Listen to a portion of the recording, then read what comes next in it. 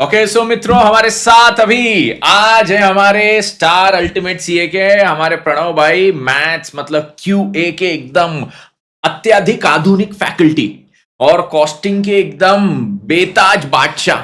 इनका ताज आज इनको पहनाने वाले इस रैपिड फायर सेशन में, जिनमें इनकी एक एक करके पोल खुलती जाएगी खुलती जाएगी खुलती जाएगी। तो पहले तो कमेंट सेक्शन में तालियों के साथ हमारे प्रणव सर का बहुत बहुत स्वागत कीजिए। एंड प्रणव सर, कैसे आप? बस एकदम बिंदास सर, आपके साथ मिलके तो और एनर्जाइज हो गए। एंड सर, यहाँ पे मुझे एक चीज बताइए, आज आपकी रैपिड फायर के थ्रू बहुत सारी पोल खुलने वाली है, तो क्या आप इसके लिए तैयार है? तैयार तो नहीं, लेकिन आपने तैयार करवा दिया। सर मैं आपको बताऊं, आपके लिए मैंने बहुत इंपॉर्टेंट एकदम जोरदार यहाँ क्वेश्चन तैयार किए, एक एक करके पूछूंगा। और सर दिल दहला दहला देने वाले सवाल है।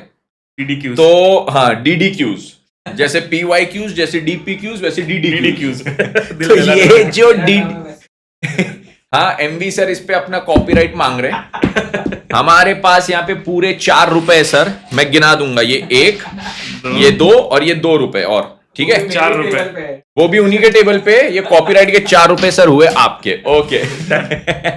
तो प्रणव सर, स्टार्ट करेंगे रैपिड फायर के साथ। बिना सोचे जवाब देना है, जो फट से दिमाग में फर्स्ट थॉट आया वो, और डिप्लोमेटिक जवाब नहीं चाहिए। ठीक है सर। क्योंकि अगर डिप्लोमेटिक जवाब आया तो उसके बदले में आएगा क्या चीज? दूसरा उससे गहरा डीडीक्यू। अच्छा, जीडीडीक्यू, गहरा डीडीक्यू। हाँ। जीडीडीक्यू। ओके मित्रों, तो चलिए प्रणव सर के साथ उनका पहला रैपिड फायर क्वेश्चन यहाँ पे स्टार्ट करते हैं। सर क्वेश्चन नंबर 1 आपके लिए ये है कि पहले तो simple, why CA? No reservation. No अरे माँ कसम, ये आई यहां से कांग्रेस, ये बीजेपी, ये हाँ वो माँ कसम। No reservation. भाई साहब तालियां बजती रहनी चाहिए। इक्वालिटी, देख रहे हो क्राउड सपोर्ट, देख रहे हो? कौन कोहली कौन धोनी, पीपी सर बोले इतना। सीटी लोडिंग, बफरिंग हो रही है अभी। बैकग्राउंड में सीटी बजने की कोशिश हो रही है अभी, बफरिंग पे। बफरिंग। क्या जवाब था, बहुत ही जोरदार। No reservation. चलो अब नेक्स्ट क्वेश्चन। इतना फास्ट मेरे को क्वेश्चन पूछना पड़ेगा, मेरे को पता नहीं था। 2 वर्ड आंसर था इनका। No reservation. चलो अब सर, आपने सीए किए, कॉस्टिंग और मैथ्स के फैकल्टी हो। कॉस्टिंग और मैथ्स छोड़ के फाउंडेशन और इंटर में क्या फेवरेट सब्जेक्ट है? इंटरमीडिएट में सर मेरा फेवरेट सब्जेक्ट था लॉ। हाँ, और फाउंडेशन में मेरा फेवरेट सब्जेक्ट था इकोनॉमिक्स। Law and economics. तो फिर ये क्यों नहीं पढ़ा रहे हो? सर एक चीज मैंने देखी, जो चीज खुद पढ़ने में अच्छी लगती है ना, जब पढ़ाने जाओ तो बनती नहीं है। पढ़ाने जाओ तो नहीं बनती है। मैंने ट्राई किया था, हाँ। इकोनॉमिक्स एकदम शुरू में पढ़ाया था, लेकिन बच्चों को समझ नहीं आ रहा था। बच्चों को समझ प्रैक्टिकल में मेरे नंबर कम आ रहे थे, लेकिन हाँ। जब पढ़ाता हूँ तो बच्चों को ज्यादा समझ में आता है। MV sir smiling in the corner. Okay तो सर अब चलो, ये तो ठीक है कि आपके स्टूडेंट वाइज जो सब्जेक्ट थे वो अलग थे, और यहाँ पे अब जो सब्जेक्ट है वो अलग है। यस। अब सर इसमें एक जवाब देना पड़ेगा, क्यूए और कॉस्टिंग, कौन सा फेवरेट है? कॉस्टिंग। कॉस्टिंग क्यों? सर मतलब ज्यादा प्रैक्टिकली रिलेटेड है और पढ़ाने में ज्यादा मजा आता है। क्योंकि मैं खुद बच्चों को बोलता हूँ कि इनडायरेक्टली लाइफ में यूज में आएगा, बट मुझे भी कभी कभी लगता है कि यार ये इक्वेशन, ये परम्यूटेशन क्या करूँ इसका, क्या करूँ इसका? पर कॉस्टिंग हर कुछ प्रैक्टिकल इंडस्ट्री से कनेक्ट करके समझाते हैं, बच्चों को ज्यादा मजा आता है, इसलिए मुझे भी इक्वली उतना मजा आता है। यस। तो सर ने अपना करियर भले ही क्यूए से बनाया हो और क्यूए के बाद कॉस्टिंग की फैकल्टी बने हो, पर वो बोलते हैं ना, पहले से ज्यादा गहरा दूसरा प्यार होता है। अगर दूसरा प्यार होता तो पहला सही नहीं होता है। वो सर के साथ हुआ, पहला मैथ्स था, दूसरा कॉस्टिंग था, कॉस्टिंग से प्यार हुआ तो मतलब मैथ्स के साथ वाला सही नहीं था। चलिए सर, यहां से आगे बढ़ेंगे और वैसे ही अब आपको क्वेश्चन पूछेंगे। यहां पे आप बताइए एक ऐसी, यूसीए नहीं बट ओवरऑल एक ऐसी फैकल्टी जिन्होंने आपको लाइफ में बहुत इंकरेज किया हो टीचिंग परस्यू करने के लिए। कोई भी हो सकता है। विनोद गुप्ता सर, डीटी में जी। मैं उनसे पढ़ा टैक्सेशन फाइनल में, और मैं लगभग फेल होते होते बच गया। ओके। लेकिन उनसे पढ़ के जो पढ़ने का मजा आया ना, तब हाँ। मेरे को लगा क्या टीचिंग में भी इतना आनंद हो सकता है, इतना डेप्थ में जा सकते हैं, इतनी चीजें समझ सकते हैं। वो बात अलग है कि उससे रिजल्ट क्या आता है, बट मजा बहुत आया था सर। मतलब ये बात तो है विनोद गुप्ता सर की, रिस्पेक्टेड विनोद गुप्ता सर हमारे टैक्स के बादशाह, कि ज्ञान जितना उनसे मिलता है उतना स्टूडेंट एक्सपेक्ट भी नहीं करता है कि मिलेगा, है ना? सही बात है सर। यस। मतलब उतना डीपनेस पॉसिबल है पढ़ाई में भी, हाँ, वो कभी तो सोचा आज एज ए टीचर भी हमको ये मोटिवेशन आता है कि भाई अगर टीचिंग का नॉलेज तुमको पाना है और बच्चों को देना है तो उतनी गहराई में जाने की जाना कोशिश करना करो, है ना। बिल्कुल बिल्कुल वो उतनी गहराई में जाने का मैं बता दूं बच्चों की, उसके लिए लगती है तुमको बहुत mastery. As teachers we are just trying to reach that level, और वहां तक पहुंच गए तो हमारे लिए बहुत बड़ी बात होगी। बिल्कुल sir. Yes, all respect to Vinod sir, and yes आप जैसा बोल रहे हो, he has been an inspiration for many teachers like us. Okay, अब इसके बाद मैं नेक्स्ट चीज आपको बोलना चाहूंगा कि सर आज आपकी एज अप्रोक्सीमेटली अराउंड 30 है, ठीक है, एक आध 2 साल कम। 30 एक्सेक्ट 30 अच्छा 30 हो, एकदम परफेक्ट। चलो मैंने ऐसा ओके, लड़कियों को अगर बोलो तो एकदम ऐसा कॉशियस रहना पड़ा, लड़का कह रहे ठीक है ना भाई, चलता ना यार। तो सर आपकी एज है 30, आज 30 की एज में आप खुद को 40 के जब होंगे कहाँ इमेजिन करते हो? सर मतलब मुझे ऐसा लगता है कि जिस हिसाब से भी मेहनत चल रही है और बच्चों को रिस्पांस मिल रहा है जी, 40 तक फाइनेंशियली तो इंडिपेंडेंट पूरी तरह हो जाएंगे। हो जाएंगे और मतलब अभी हो मतलब इंडिपेंडेंट मतलब बोलते हैं ना फाइनेंशियली रिटायर्ड। रिटायर्ड, यस हाँ, यस उस तरीके से कि अगर उसके बाद अर्निंग एक फोकस नहीं रहेगा, उसके बाद ऐसा रहेगा शौक से चीजों को कर रहे हैं। जी जी और साथ ही साथ मुझे ट्रैवलिंग का भी बहुत शौक है, बट टीचिंग के साथ उतना पॉसिबल नहीं हो पाता। पर मुझे पता है कि इतनी जल्दी अभी मेहनत करके उतना अर्न कर लेंगे, 40 के बाद वो सारे सपने आराम से पूरे कर सकते हैं।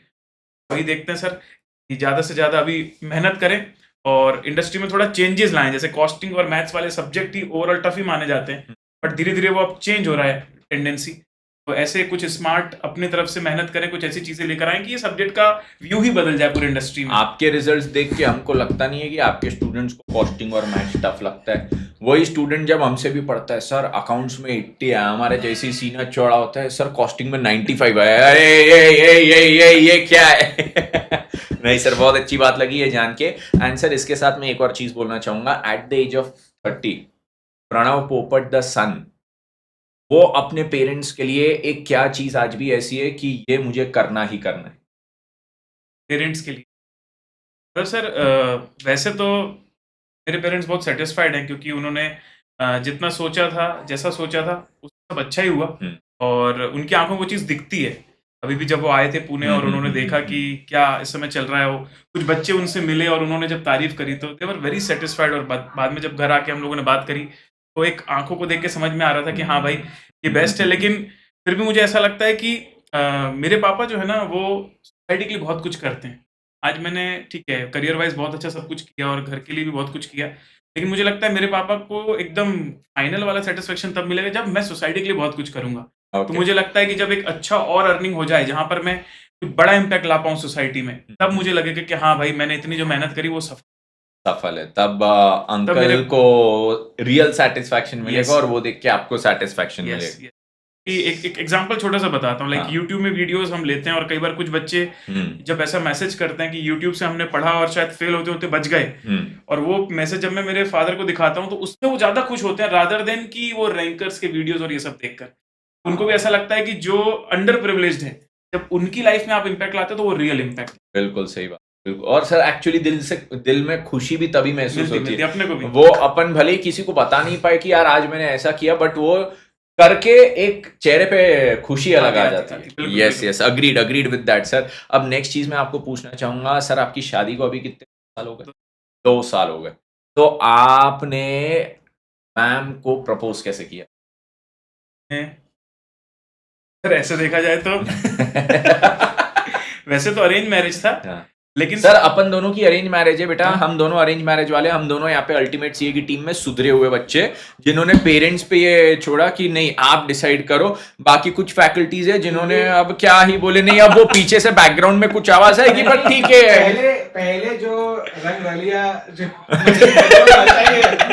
यही ऐसा आपको यही हम दोनों के शरीफ चेहरे देख के आप जो बैकग्राउंड नॉइज आ रहे हैं उसको टोटली इग्नोर कर सकते हो। बिल्कुल फैमिली मैन है भाई हम लोग, पूरे फैमिली मैन है। हाँ फैमिली जैसा बोलती वैसा करते हैं। यस, और हम बराबर 11 मैरिज पूरी 11 थी बराबर।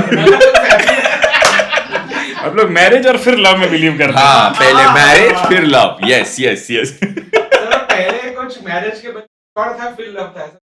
पहले only friends, just friends. Just friends.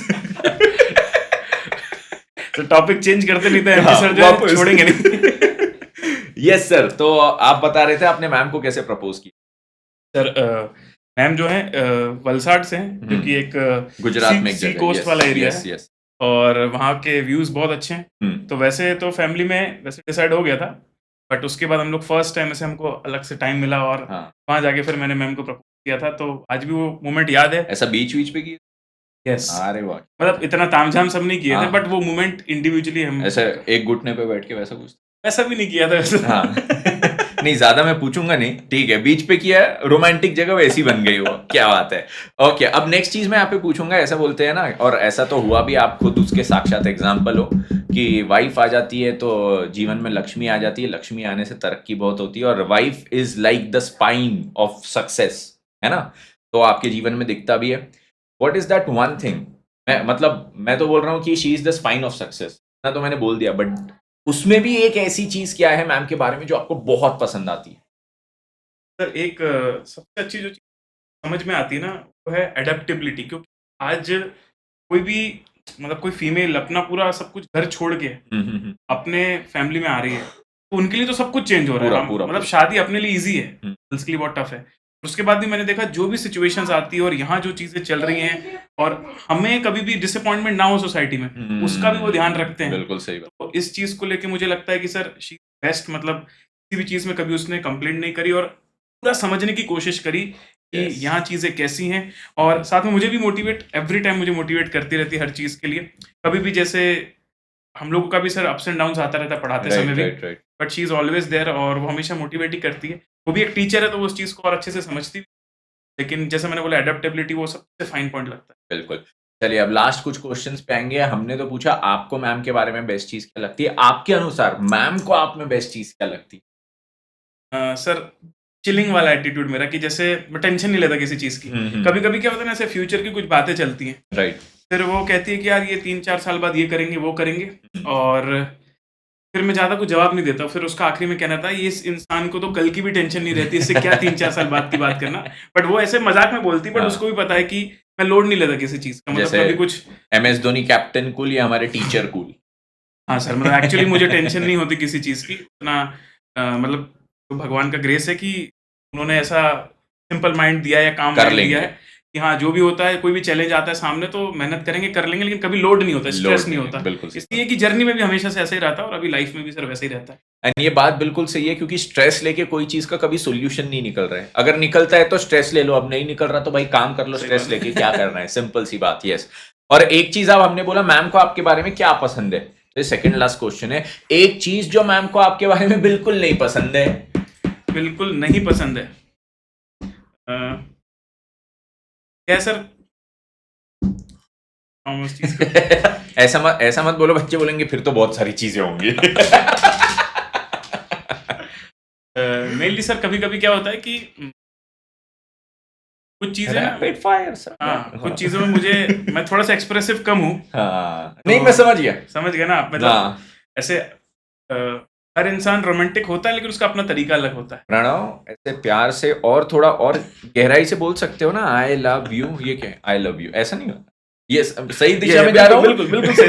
अब ज्यादा मैं एक्सप्लेन नहीं कर सकता इस चीज को, बच्चे भी समझ गए होंगे, छोटे बच्चे तो है नहीं। छोटे बच्चे तो है नहीं, Adult बिल्कुल हो गए। सही बात। यस। तो that comes with the nature. And इसके बाद सर एक क्वेश्चन मैं आपको पूछना चाहूंगा, अब ये एक्चुअल सेकंड लास्ट क्वेश्चन, ठीक है? प्रणव पोपट द सन और प्रणव पोपट द हस्बैंड, दोनों में से एक चूज करना है आपको। ये मैंने एमवी भाई को भी पूछा था, एमवी भाई ने जवाब दिया था, इसका डिप्लोमेटिक आंसर नहीं मिलेगा। नहीं, इसमें मैं प्रणव पोपट द सन बोलूंगा। व्हाई?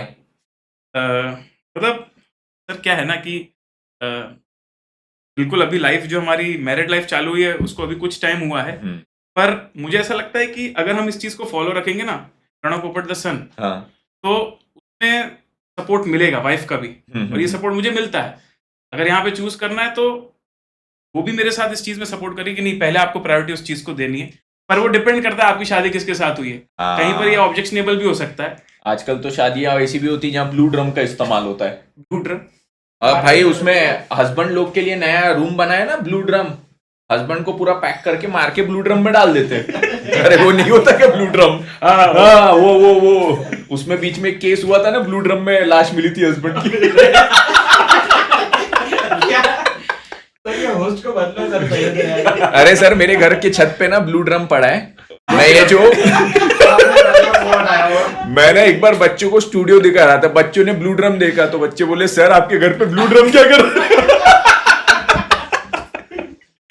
यस तो सर लास्ट क्वेश्चन वापस बच्चों के लिए है ये क्वेश्चन।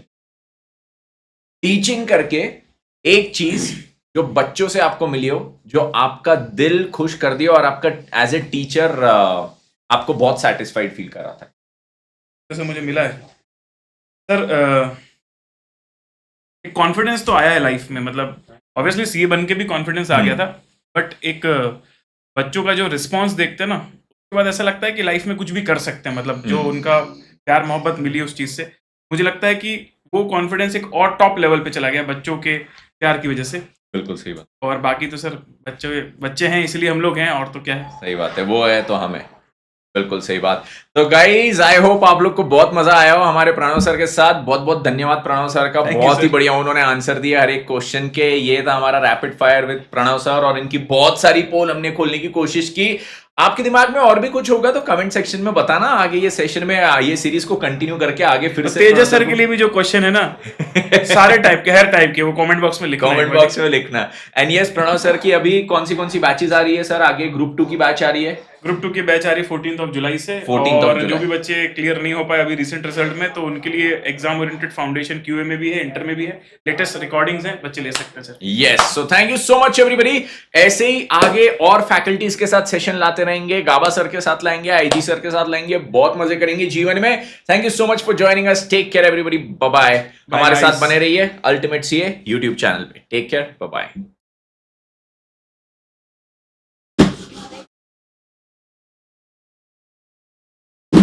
एक सेकंड हम एमवी भाई को बुलाते सेशन बंद करने जी ये हो गया। ओ हाय बाय।